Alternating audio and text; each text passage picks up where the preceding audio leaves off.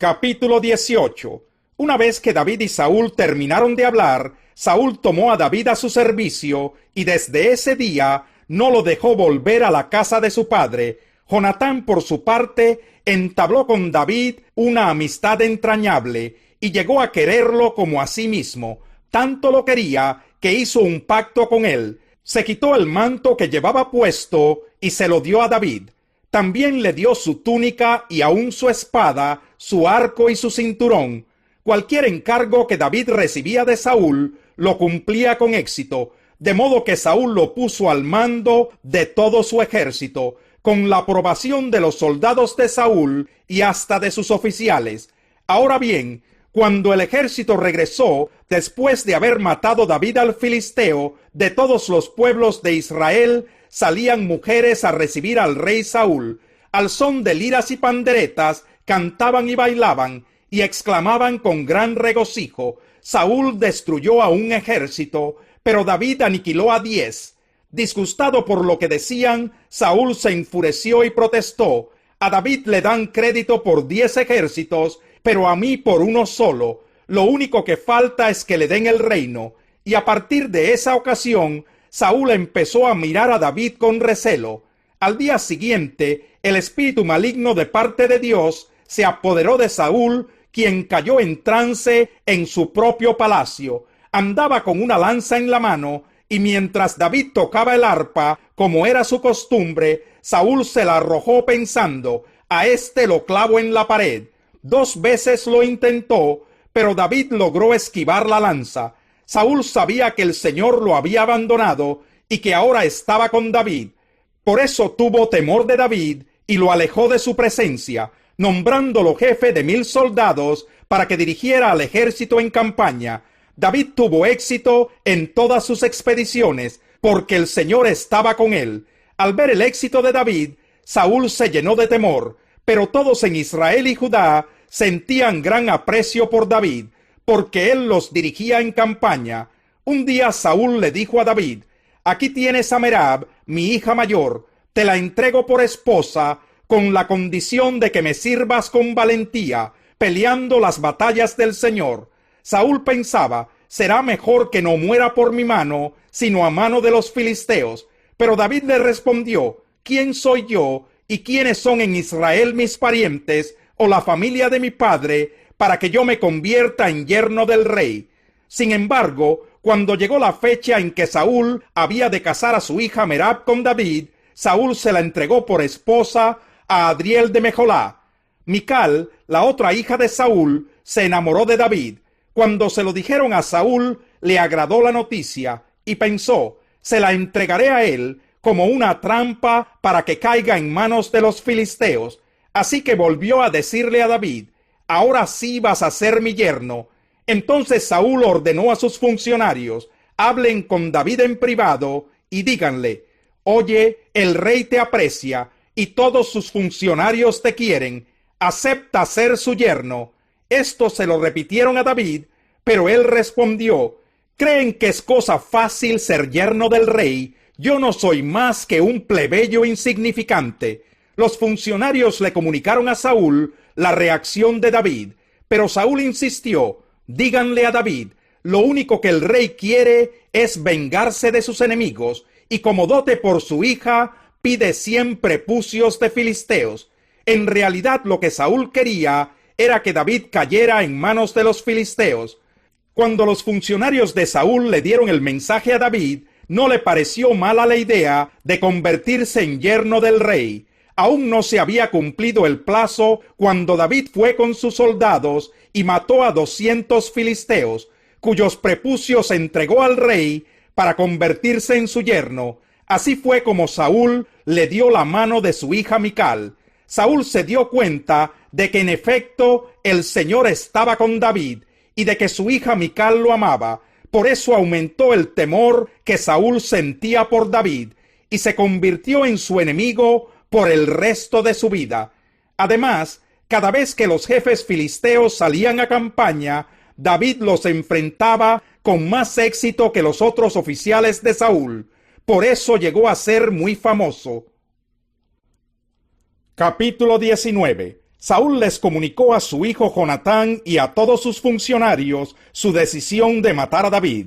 Pero como Jonatán le tenía tanto afecto a David, le advirtió: mi padre Saúl está buscando una oportunidad para matarte, así que ten mucho cuidado mañana. Escóndete en algún sitio seguro y quédate allí. Yo saldré con mi padre al campo donde tú estés y le hablaré de ti. Cuando averigüe lo que pasa, te lo haré saber. Jonatán le habló a su padre Saúl en favor de David.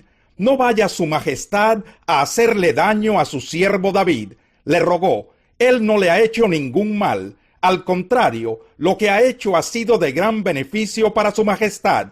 Para matar al filisteo arriesgó su propia vida, y el Señor le dio una gran victoria a todo Israel. Su majestad mismo lo vio y se alegró. ¿Por qué ha de hacerle daño a un inocente y matar a David sin motivo? Saúl le hizo caso a Jonatán y exclamó: tan cierto como que el Señor vive, te juro que David no morirá. Entonces Jonatán llamó a David y después de contarle toda la conversación, lo llevó ante Saúl para que estuviera a su servicio como antes. Volvió a estallar la guerra. David salió a pelear contra los filisteos y los combatió con tal violencia que tuvieron que huir. Sin embargo, un espíritu maligno de parte del Señor se apoderó de Saúl.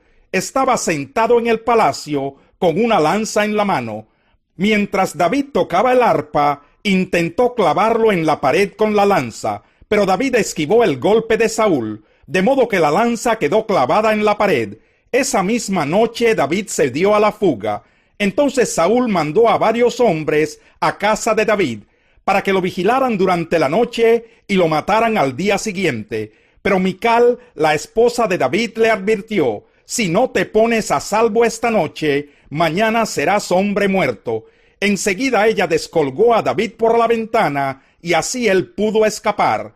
Luego Mical tomó un ídolo y lo puso en la cama con un tejido de pelo de cabra en la cabeza, y lo cubrió con una sábana. Cuando Saúl mandó a los hombres para apresar a David, Mical les dijo: está enfermo. Pero Saúl los mandó de nuevo a buscar a David.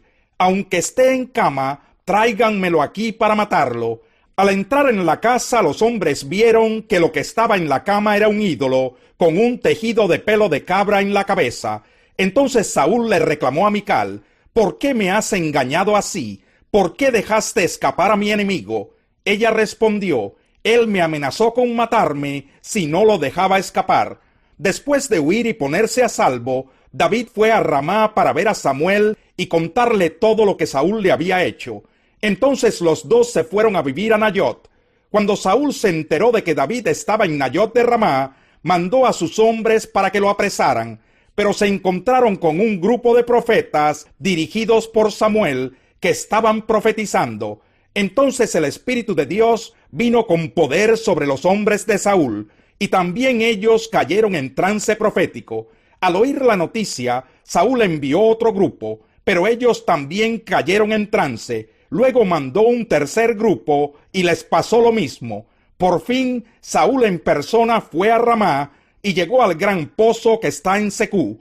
¿Dónde están Samuel y David?, preguntó. En Nayot de Ramá. Alguien le respondió. Saúl se dirigió entonces hacia allá, pero el Espíritu de Dios vino con poder también sobre él, y Saúl estuvo en trance profético por todo el camino hasta llegar a Nayot de Ramá. Luego se quitó la ropa y desnudo y en el suelo estuvo en trance en presencia de Samuel todo el día y toda la noche. De ahí viene el dicho: ¿acaso también Saúl es uno de los profetas? Capítulo 12. Por lo tanto, hermanos, tomando en cuenta la misericordia de Dios, les ruego que cada uno de ustedes, en adoración espiritual, ofrezca su cuerpo como sacrificio vivo, santo y agradable a Dios. No se amolden al mundo actual, sino sean transformados mediante la renovación de su mente. Así podrán comprobar cuál es la voluntad de Dios, buena, agradable y perfecta. Por la gracia que se me ha dado, les digo a todos ustedes: nadie tenga un concepto de sí más alto que el que debe tener, sino más bien piense de sí mismo con moderación, según la medida de fe que Dios le haya dado. Pues así como cada uno de nosotros tiene un solo cuerpo con muchos miembros, y no todos estos miembros desempeñan la misma función, también nosotros, siendo muchos, formamos un solo cuerpo en Cristo, y cada miembro está unido a todos los demás. Tenemos dones diferentes, según la gracia que se nos ha dado. Si el don de alguien es el de profecía, que lo use en proporción con su fe.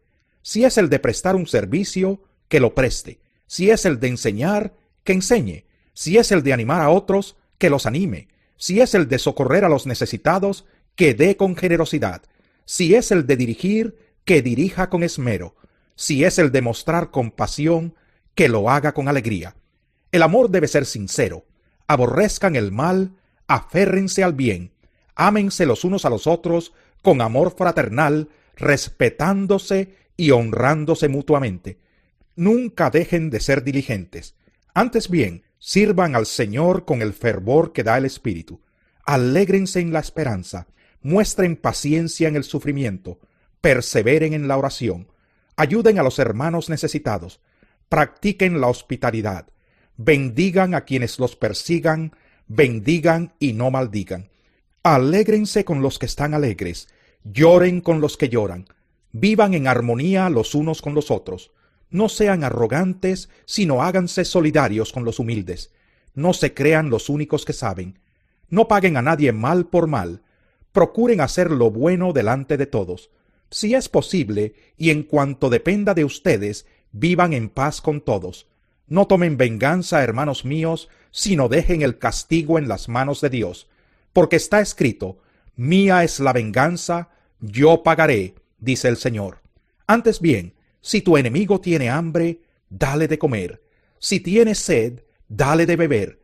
Actuando así, harás que se avergüence de su conducta. No te dejes vencer por el mal, al contrario, vence el mal con el bien.